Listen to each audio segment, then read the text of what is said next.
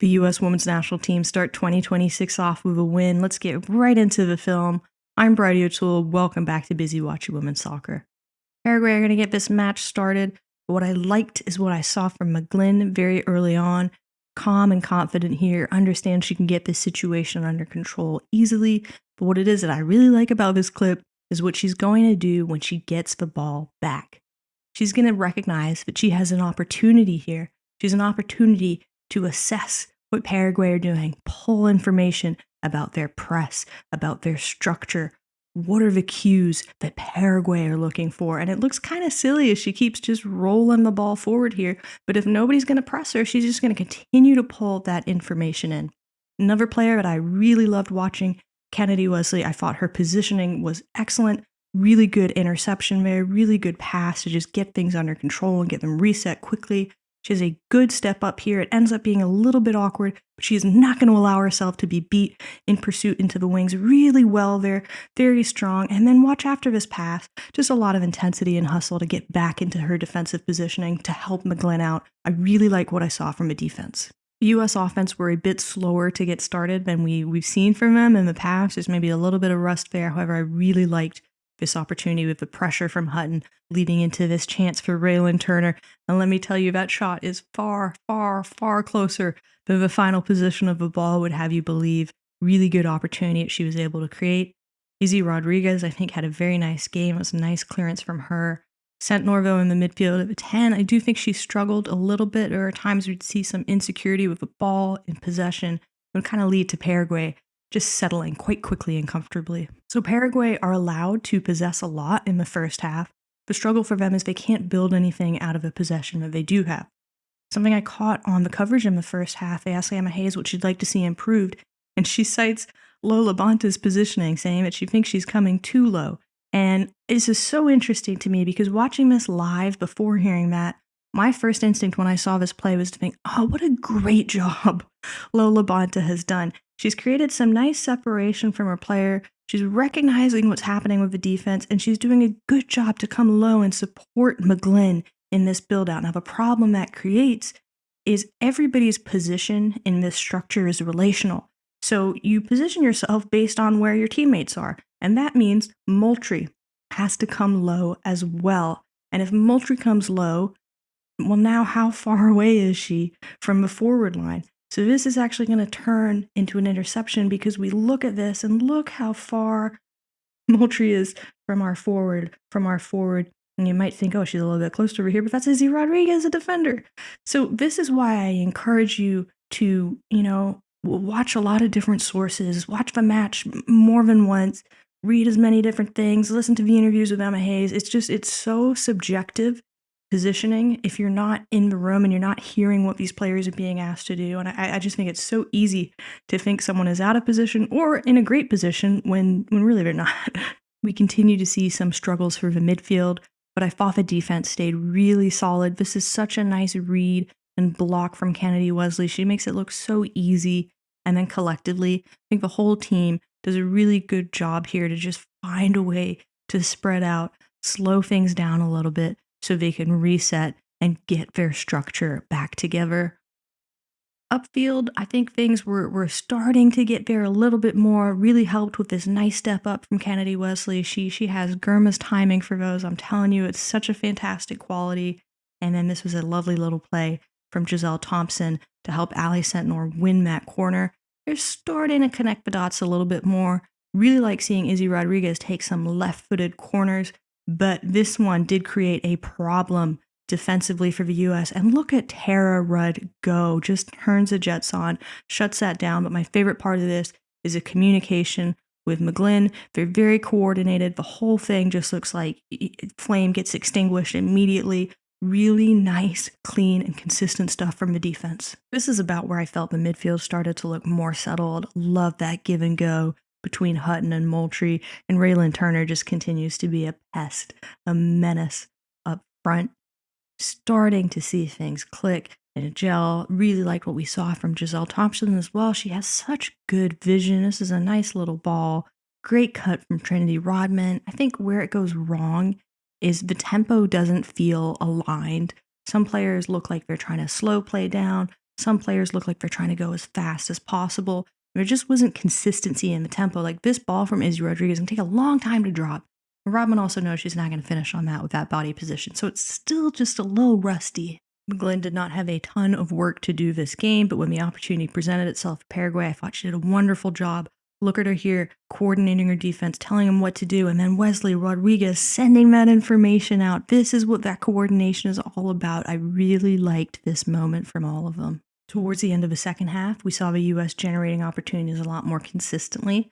To me, the tempo looks more aligned here, which lets everybody just kind of relax and feel a bit more confident in their decision making.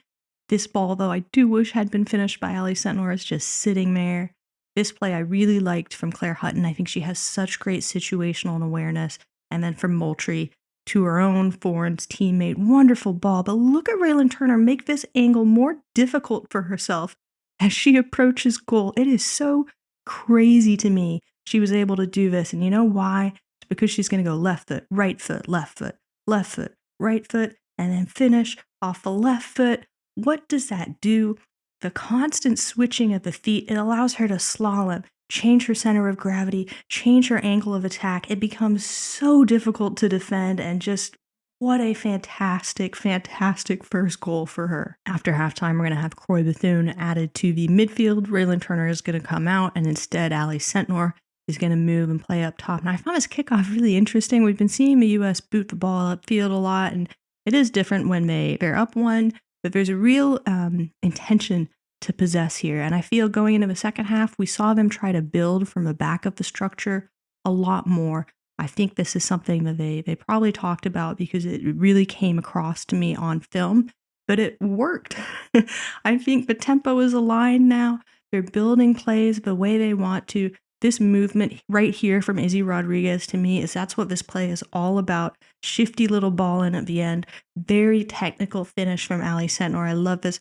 But I really think when you can change the direction of the attack, change the way that you're moving, it's one of the great tools to break down a defense and surprise them. This is lovely to see. After that, I feel like chances just exploded for the U.S. Croy Bethune getting herself in a good position. Nice recycle here, and I love this chipped service from Izzy Rodriguez. Creates a really good opportunity, but credit where credit is due. This is a massive reaction save. Wow.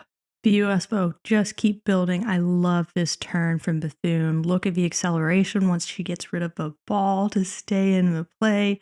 Nice stuff from Moultrie. The two of them together just absolutely force this own goal. Look at Moultrie time that with the nutmeg. It's just so well placed that it's either going to be a goal from Croy or it's going to be a goal from, from a defender. There's just no way around it. It's just so excellent. What a play. Here's a much better look at what I mean about being aligned with tempo. Rodman takes a quick look, doesn't like what she sees, sends the ball back. Rudd, kind of the same thing. Steps up quickly, passes it. Labonta, quick one touch. Giselle Thompson, quick touches in here into space. And even Hutton, in her body and her motion, there's quickness. Now when we want to slow things down, that happens collectively. Labonta, slower. Rudd, much slower in assessing this situation. It's a collective ramping up of the tempo, collective slowing down of a tempo. And then what does that allow for? It allows for surprise when we change things. Rudd is going to do something they haven't done this whole sequence. It's just a long bomb. You don't think it's coming with what they've been doing. And Rodman, the finish on this is just outstanding. So much deception on this play overall, right? It's unexpected. You don't see this long ball coming. And then Rodman to finish this near side, short side, instead of probably what would be correct, right? And going to the opposite post. It's outstanding. It's scary. She's back. And then things just get better as the U.S. find another goal. Giselle Thompson, such an intelligent player, really ambitious, but threaded ball there for Sentnor. And I cannot get over the finish on this ball. Look at this pass. What a find. Great technique. But just watch Sentnor's foot position. Look at how fast she's moving when she finishes on this. It's just insanely technical, wonderful. Look at how she makes contact with this. And what that's going to do to the ball is just suck it against the ground. It actually speeds up. Look at the acceleration on the ball right after she hits it. It's crazy to me. Look at this. Look at this. It's just glued to the carpet, and the finishing position of that is pinpoint. That is a great goal. I had to include this clip for the Washington Spirit fans. Get a look at your new player, Claudia Martinez.